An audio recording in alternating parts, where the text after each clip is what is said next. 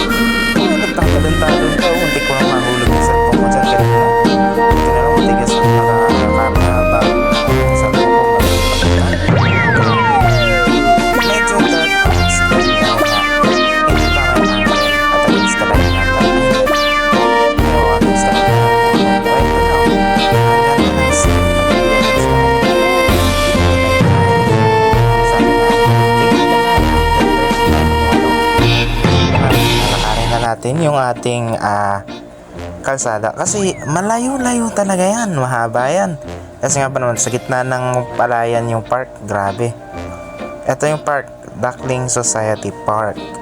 Dahil nga naman linggo, maraming nagpapahinga galing sa work, galing sa school. Oh, ano yan? Ay, lakaw, ang bastos. Hindi ko lang kung sino nagsulat niyan o sino yung sinulat. Basta, bayot daw siya. Bayot ang puta. O, kagaya nga sinasabi ko, dahil weekend or Sunday, pwede na kami magpahinga dito. Ang daming mga batang naglalaro, mga matatandang nagre-relax lang. Tingnan mo, mga bata lang yan, o, nagpapalipad na saranggola, bulador, kung ano-ano. Papakita ko sa'yo. Ang haba ng tali niyan, promise, sobrang haba. Ayan, oh. Kita mo ba? Ay, sandali, zoom natin para kita. Sobrang taas ng mga pinapalipad nila. Magkano kaya ginagastos nila para lang doon sa tali ng bulador? Napakahaba kasi, tingnan mo, gaganda, oh.